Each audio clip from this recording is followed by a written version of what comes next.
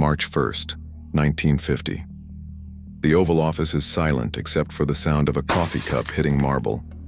President Truman's hands are shaking as he reads a confession that shatters America's greatest secret. 6 months ago, the Soviets detonated an atomic bomb, years ahead of schedule. But the paper trembling in his hands reveals something worse, much worse. The bomb wasn't stolen by a spy. It wasn't captured in some daring operation. It was handed over, personally delivered, by one of America's own scientists, a man who ate lunch with Oppenheimer, who memorized the equations that split the atom, who helped design Fat Man, the bomb that destroyed Nagasaki, and then drew its blueprints. For Stalin, the walls of the Oval Office seem to shrink. In that suffocating moment, Truman whispers one name: Klaus Fuchs. But here's what nobody could understand. How does a refugee physicist fleeing Hitler become Stalin's most valuable asset? And more importantly, why would he betray the people who saved his life? September 23, 1949.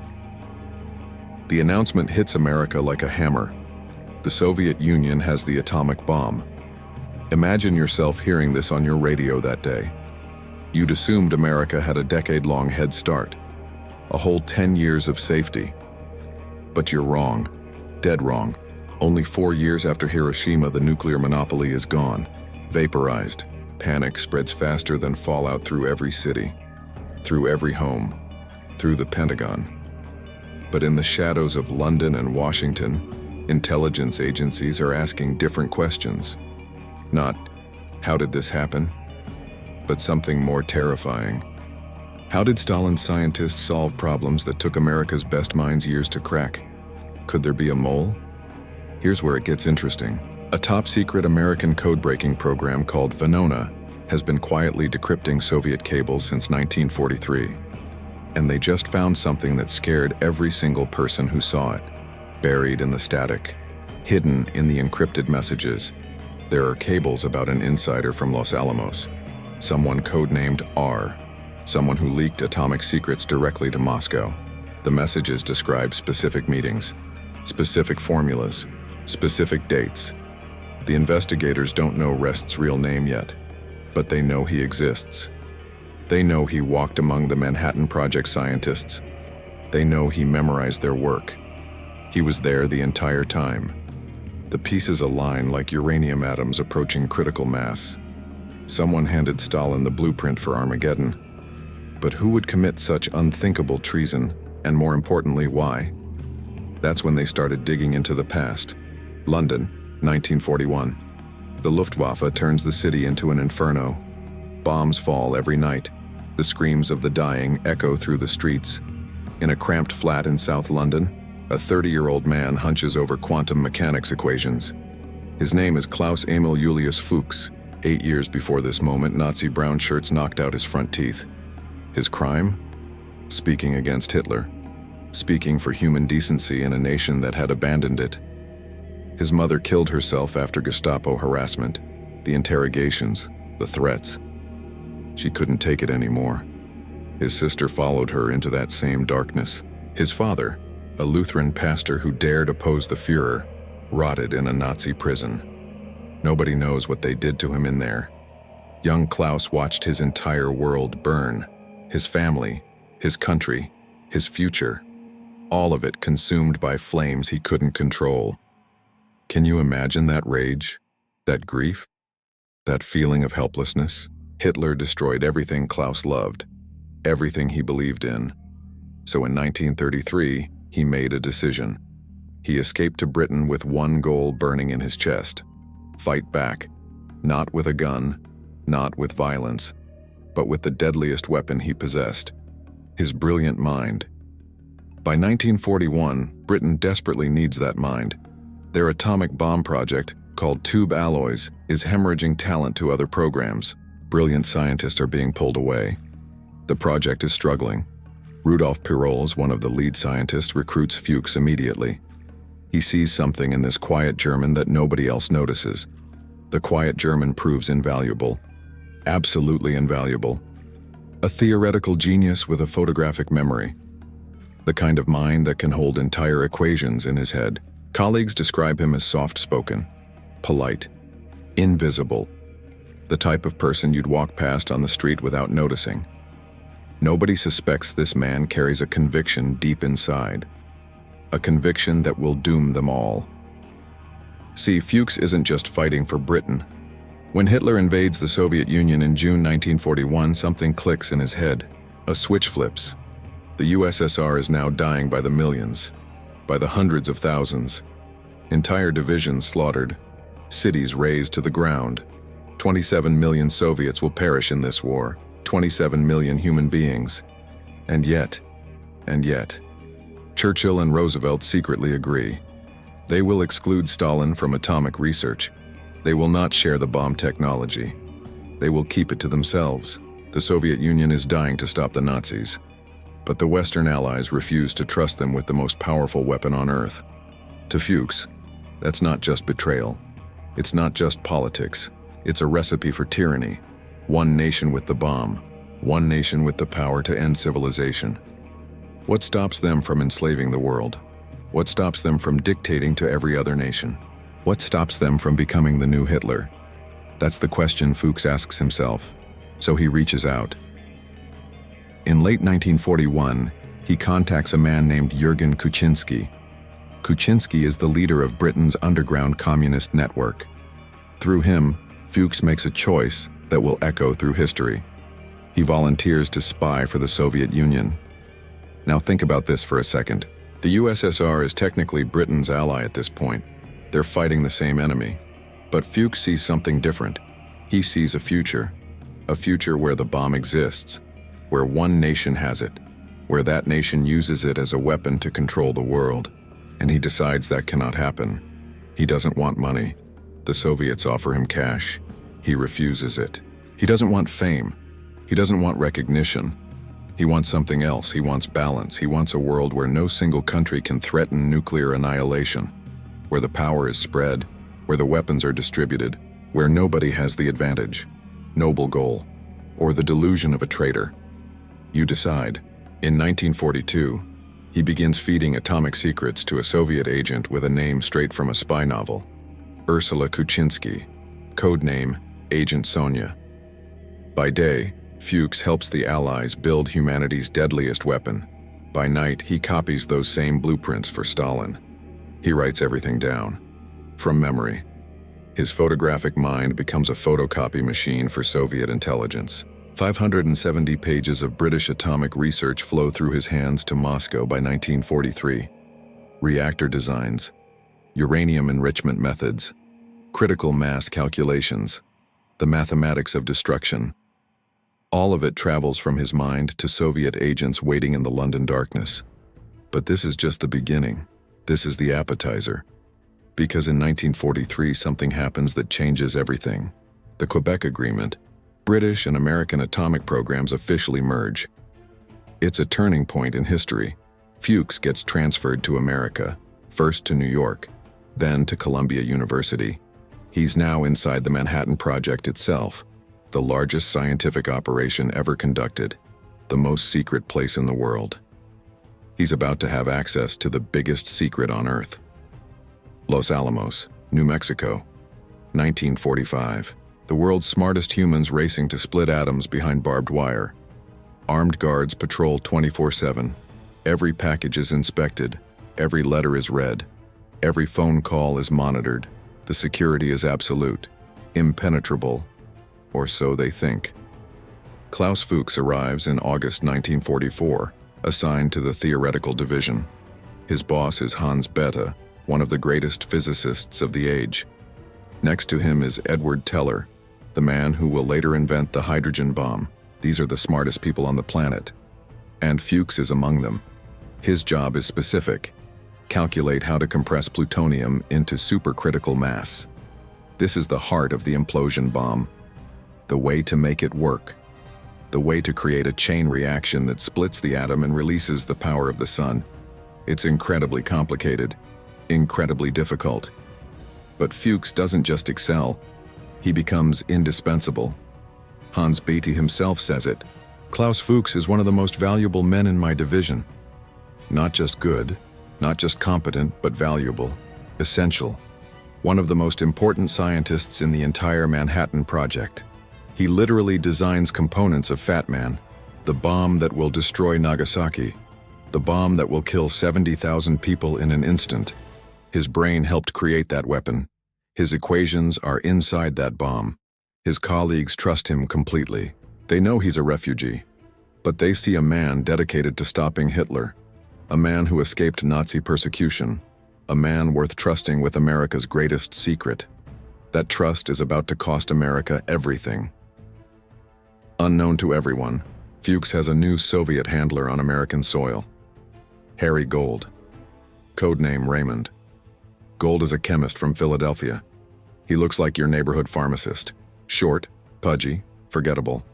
Absolutely forgettable. He could walk past you on the street and you'd never remember his face. Perfect for espionage.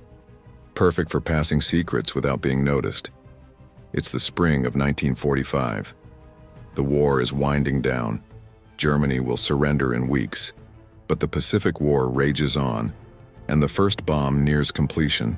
They can feel it.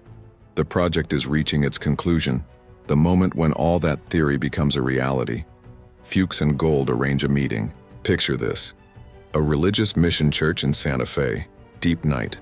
The kind of darkness where you can't see your hand in front of your face. A battered blue Buick pulls up to the churchyard. Fuchs is behind the wheel. His hands are steady, but his heart is racing. Gold slips into the passenger seat. They drive into the New Mexico night. They make small talk like old friends, like two businessmen discussing the weather. But feel the tension in that car. Feel it. Both men know they're committing treason with every mile. 1 mile is treason. 2 miles is treason. By the time they've driven 10 miles, they're so deep in crime that there's no turning back. They park on a ridge overlooking Santa Fe's lights. The city glows below them. Thousands of people sleeping. Thousands of people who have no idea that atomic secrets are about to change hands. After an hour of careful conversation, Fuchs reaches into the back seat. His hands shake slightly as he lifts a thick envelope. Inside that package, detailed blueprints for the Fat Man plutonium bomb. The actual design, the technical specifications, everything. Gaseous diffusion processes, implosion mechanisms, detonation sequences. Everything a scientist needs to build an atomic bomb. Gold's pupils dilate. He's holding the power to end cities. He's holding weapons of mass destruction in a manila envelope. They shake hands. A formal handshake, like businessmen concluding a deal. Then they vanish into the darkness, knowing they might never meet again. Gold's journey is just beginning. He takes a bus to Albuquerque, then a plane to Kansas City. Finally, a train toward New York. For 2 weeks, he clutches those papers like his life depends on it, because it does. Every stranger could be FBI. Every bump in the road could mean capture. Every face on the train could be an agent. He reads Dickens's Great Expectations, trying to calm his nerves. But he can't focus. How could he? He's carrying the atomic bomb's secrets. He's carrying the power to change the world. July 16th, 1945. Trinity. Klaus Fuchs stands in the New Mexico desert at 5:29 in the morning. The countdown. The final countdown. 0. Flash. The first nuclear fireball turns night into day. It's like the sun has come to Earth. The shockwave hits Fuchs like a physical slap. He's knocked backwards, but he keeps watching. He watches that mushroom cloud rise. Orange at the bottom, purple in the middle, black at the top. Absolutely apocalyptic. His American colleagues cheer. Some of them weep. Some quote Hindu scripture. Oppenheimer whispers, "Now I am become death, the destroyer of worlds." The weight of what they've done settles over them like a blanket. Fuchs stays silent. Not celebrating, not weeping. Silent. Why? Because he's the only one who knows this power already belongs to Stalin. The secret is already in Moscow. The weapon is already duplicated. The Soviet Union already has the blueprints. He did that. Between 1944 and 1945, Fuchs feeds the Soviets everything. Gaseous diffusion for uranium enrichment, chain reaction mathematics, reactor blueprints. Most critically, the complete implosion design for plutonium bombs. He even leaks American theories about the hydrogen bomb, the bomb that doesn't exist yet but will exist soon. Everything from Los Alamos straight to Moscow. Think about this. Armed guards patrol Los Alamos 24/7. Mail is censored. Every scientist is watched. There are background checks, security clearances, counterintelligence officers. The security is the most intense on Earth, and yet Fuchs operates freely. He copies documents by hand in his room, late at night, with the door locked. His photographic memory captures everything, every equation, every formula, every specification. He becomes a human copying machine, a walking hard drive of nuclear secrets.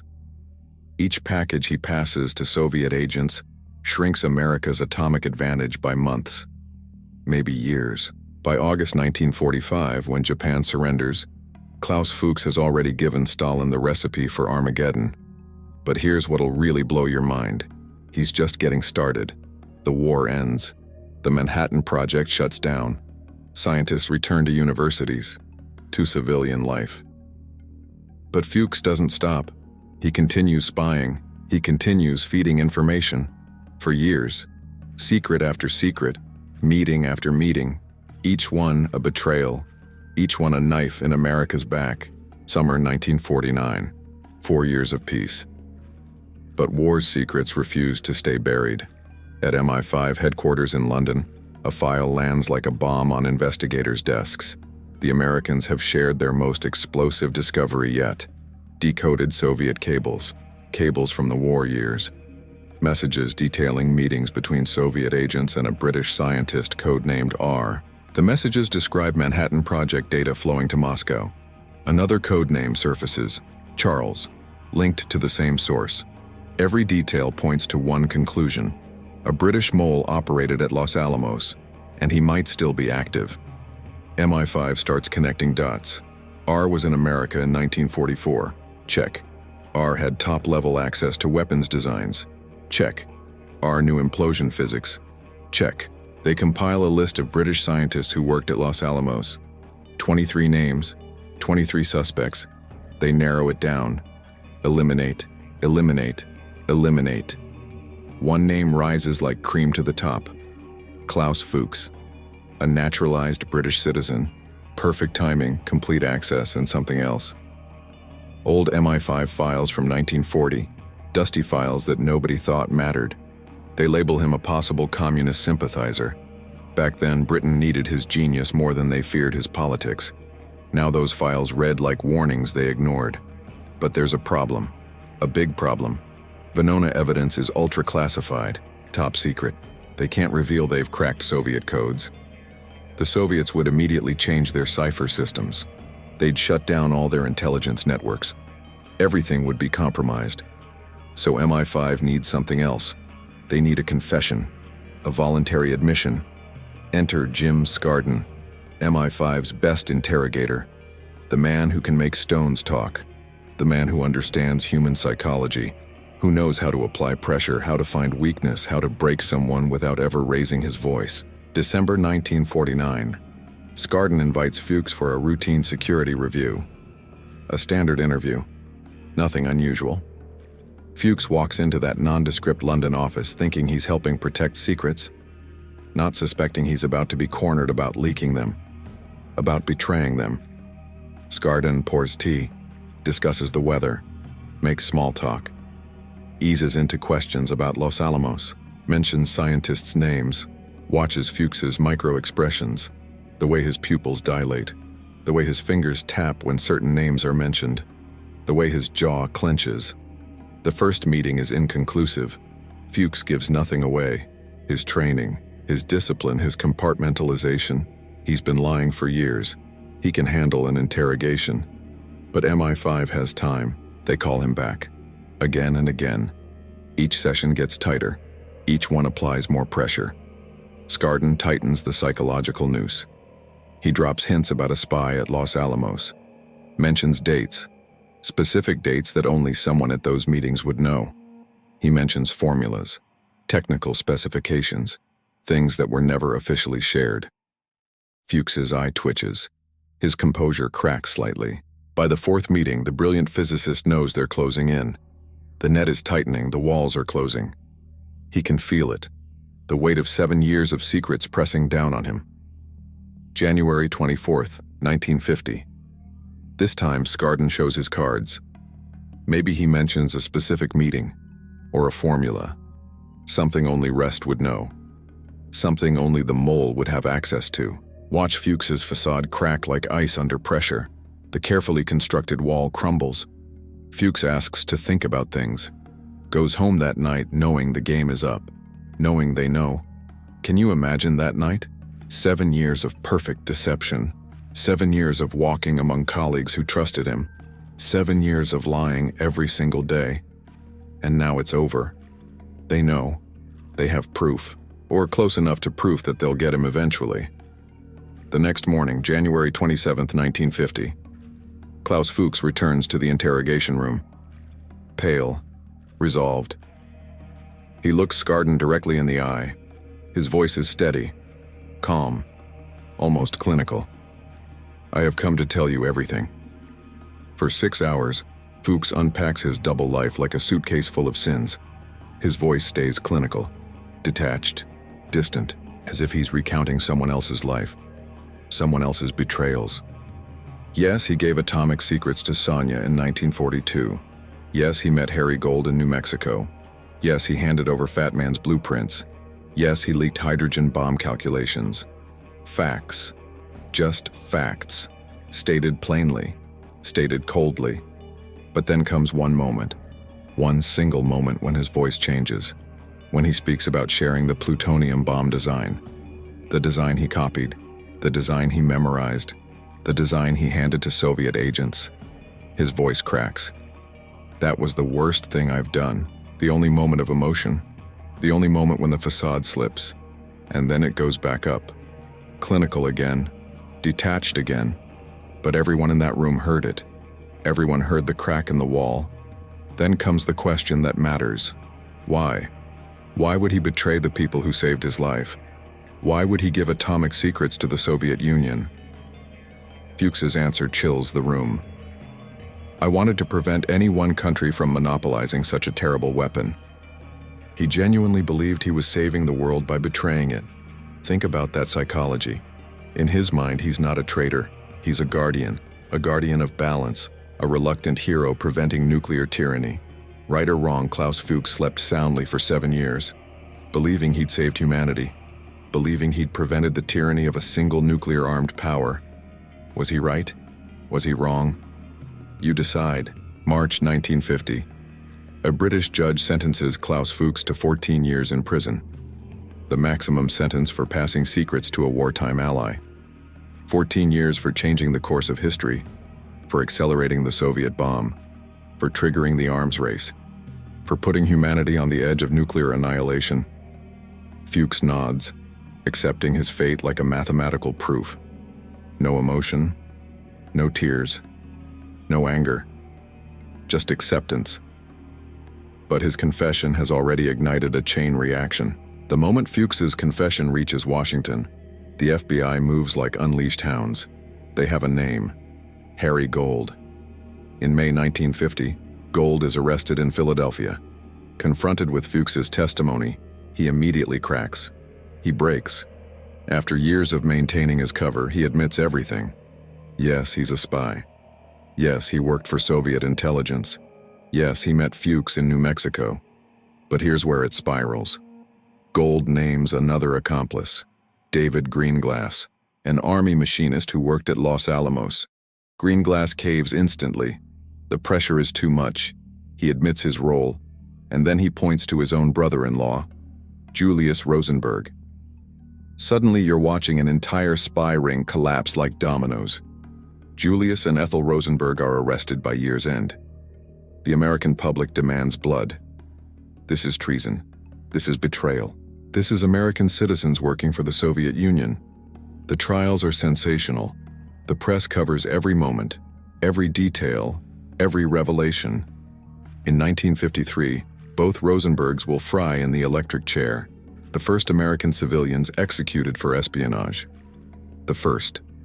Think about that. Because of Klaus Fuchs, because of his confession, because of his betrayal, Americans will die in the electric chair. One British physicist's confession leads to American citizens dying for treason. The atomic spy fever infects everything it touches. Paranoia spreads through America like a disease. January 31st, 1950. Barely a week after Fuchs confesses, President Truman makes a fateful announcement. America will build the hydrogen bomb. A weapon that makes Fat Man look like a firecracker. A weapon that makes the atomic bomb seem quaint. The timing isn't coincidental. If the Soviets stole atomic secrets, they might steal hydrogen bomb secrets too. America must stay ahead. America must maintain its edge. The arms race shifts into overdrive. Overdrive. Supersonic. November 1952. America detonates Ivy Mike, a 10-megaton monster. The explosion erases an entire Pacific island, vaporizes it. The power is incomprehensible. 10 megatons of nuclear fury. The Soviets respond with their own hydrogen bomb by 1955. Within 5 years, both superpowers stockpile enough megatons to end human civilization multiple times over. Enough to destroy the world. Twice. 3 times over. The balance of terror. That's what Fuchs wanted. He got it. At doomsday scale. Meanwhile, paranoia consumes America like a cancer. Fuchs's exposure fuels the Red Scare into an inferno, a firestorm. Careers are destroyed on mere suspicion. People are fired from jobs simply because they knew someone who was suspected of communist sympathies. Loyalty oaths become mandatory. You have to swear you're not a communist. Neighbors report neighbors. Friends report friends. Senator Joe McCarthy waives his infamous list of communists in government just weeks after Fuchs's trial. The witch hunt begins. The hunt for internal enemies. The hunt for traitors. In Britain, the embarrassment cuts deep. How did they miss a Soviet spy in their most secret program? How did a German refugee with known communist sympathies get access to their nuclear weapons program? They quietly tighten security, share hard lessons with American allies. The message is clear: trust no one, especially not the quiet ones, especially not the refugees, especially not the intellectuals with radical ideas. June 1959. After 9 years behind bars, Klaus Fuchs walks free. He's traded to East Germany, released as part of a prisoner exchange. He disappears into East Germany, spending his remaining years as a physicist behind the Iron Curtain, working for the communist state, working on nuclear physics, the very thing that caused his imprisonment. The West tries to forget him, tries to erase him from history. But privately, intelligence officials still wonder. They wonder about things. They wonder if the math works out. They wonder about consequences. Because here's the ultimate irony, the thing that will blow your mind. Klaus Fuchs might have actually achieved his goal. The nuclear standoff he enabled lasted through the entire Cold War. 40 years, 4 decades. The bombs never fell. The balance held. Humanity survived its own worst invention. Think about that. During those 40 years, the world came close to nuclear war. So many times. The Cuban Missile Crisis, the Korean War, Berlin, the Middle East. So many moments where nuclear weapons could have been used, where the world could have ended. But they weren't. The balance held. Was that despite Klaus Fuchs or because of him? Was his crime the reason the bombs never fell? Did his betrayal prevent global annihilation? Was he a traitor or a savior? You decide. The math might never work out. The truth might never be known. But before you go, here's something to think about. 60 years later, another young man faced the same impossible choice. Stay silent and protect the system, or expose the truth and become a traitor. If you think Klaus Fuchs shook the intelligence world, wait until you hear about the 29-year-old contractor who downloaded the NSA's darkest secrets and revealed them to the entire planet. The story of Edward Snowden and how one man outsmarted the world's most powerful surveillance machine. That story is waiting for you. But that's a story for another time. For now, Klaus Fuchs remains one of history's greatest traitors, or one of history's greatest heroes. The choice is yours.